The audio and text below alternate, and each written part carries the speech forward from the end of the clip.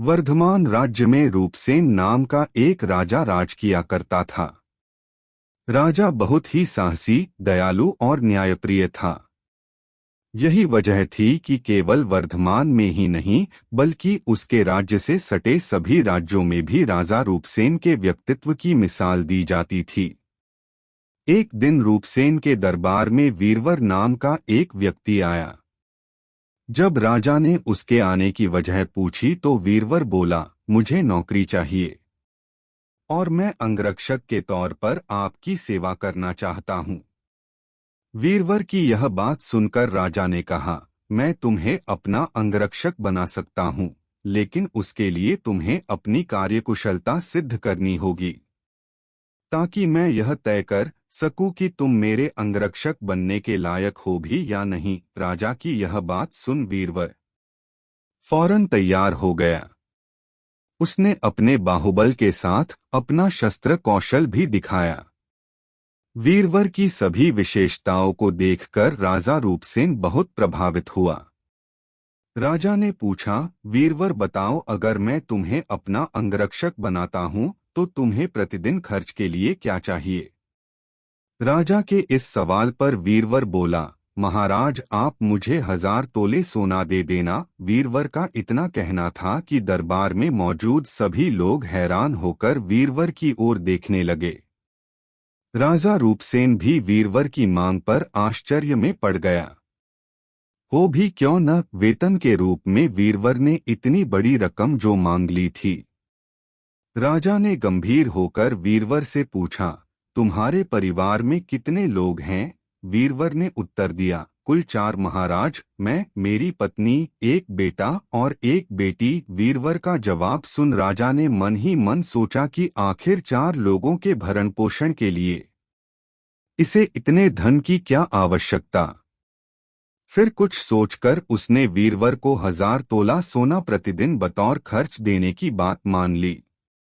काम सिर्फ इतना था कि उसे हर रात राजा की सुरक्षा के लिए राजा के कक्ष के बाहर पहरा देना था। राजा यह जानना चाहता था कि वीरवर इतने धन का क्या करेगा। उसने वीरवर को 1000 तोला सोना देकर रात में नौकरी पर आने को कहा और गुप्त रूप से कुछ सैनिकों को उसके पीछे लगा दिया। वीरवर नौकरी और मनचाहा वेतन पाकर बहुत खुश हुआ। वीरवर सोना लेकर खुशी खुशी घर गया और आधा सोना ब्राह्मणों में बांट दिया। बाकी जो आधा बचा उसके 2 हिस्से किए। एक हिस्सा वैरागियों, सन्यासियों और मेहमानों को दिया। फिर बचे हुए सोने से अनाज मंगाया और बढ़िया पकवान बनवाए। तैयार पकवान को पहले गरीबों को खिलाया और फिर उसके बाद जो बचा उसे अपने परिवार के साथ मिल बांट कर खाया। वीरवर की निगरानी कर रहे सैनिकों ने यह सारा नजारा देख जाकर राजा को बताया। राजा को यह जान संतोष हुआ कि उसके द्वारा दिए धन को वीरवर अच्छे काम में लगा रहा है। अब राजा को यह देखना था कि वीरवर अपने काम में कितना खरा उतरता है। वीरवर जब महल पहुंच राजा के कक्ष के बाहर पहरा देने लगा तो राजा सोया नहीं। राजा पूरी रात चुपके से जांच करता रहा कि वीरवर अपना काम कितनी ईमानदारी से करता है। राजा ने पाया कि वीरवर बिना पलक झपकाए पूरी मुस्तैदी से कक्ष के बाहर पहरा दे रहा था। वीरवर की ऐसी कर्तव्यनिष्ठता देख राजा बहुत ही खुश हुआ। वीरवर प्रतिदिन इसी तरह सूरज ढलते ही महल पहुंच जाता और राजा की सुरक्षा में तैनात रहता।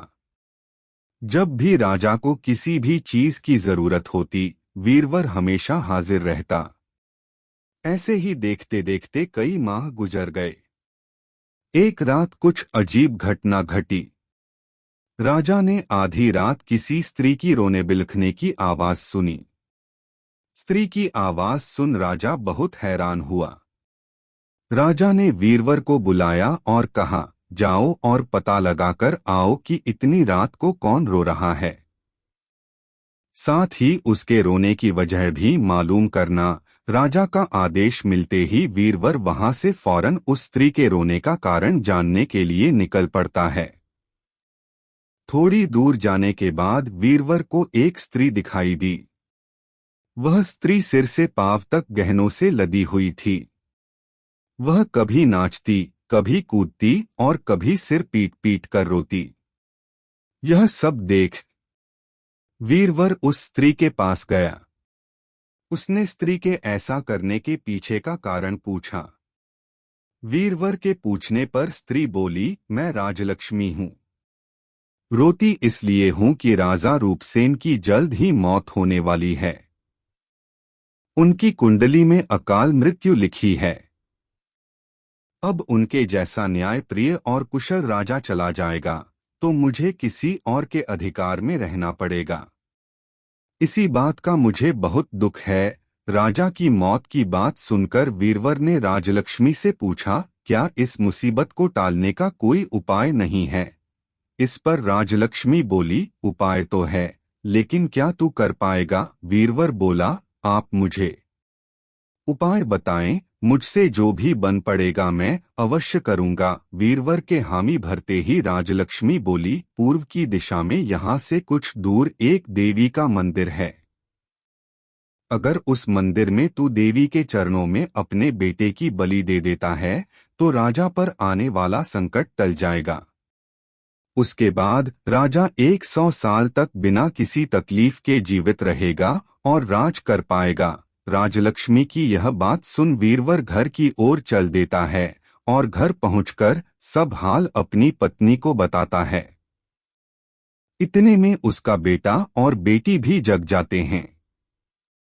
जब वीरवर के बेटे को इस बारे में पता चलता है तो वह भी खुशी खुशी देवी के चरणों में बलि चढ़ने के लिए राजी हो जाता है। वीरवर का बेटा कहता है, सबसे पहले यह आपका आदेश, दूसरा राजा का जीवन बचा पाऊं, तीसरा देवी के चरणों में मृत्यु, इससे बड़ा सौभाग्य मेरे लिए और क्या होगा पिताजी। आप अभी चलिए, मैं आपके साथ चलता हूं।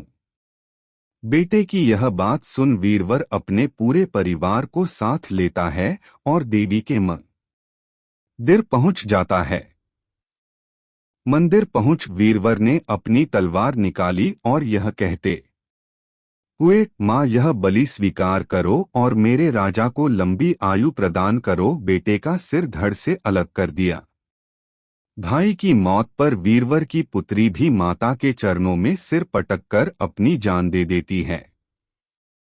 पुत्र और बेटी दोनों के मर जाने पर वीरवर की पत्नी कहती है, पुत्र और पुत्री दोनों को खोने के बाद मैं भी जीना नहीं चाहती। इतना कहते हुए वीरवर की पत्नी वीरवर के हाथ से तलवार छीन अपना शीश माता के चरणों में चढ़ा देती है।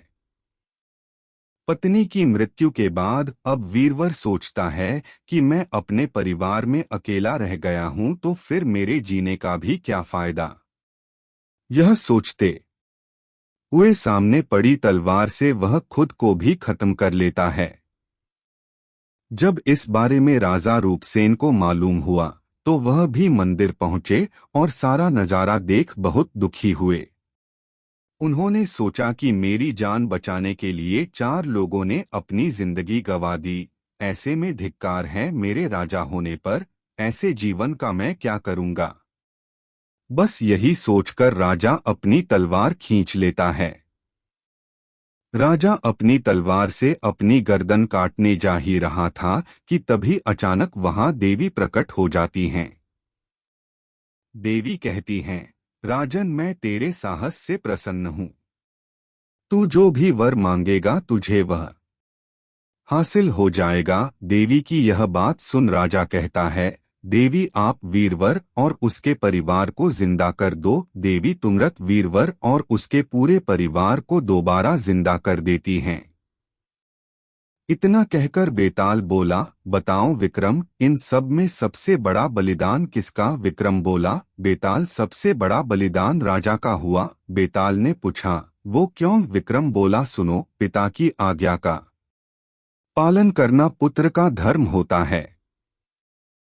सेवक का अपने राजा के लिए अपने प्राण दे देना उसका कर्म।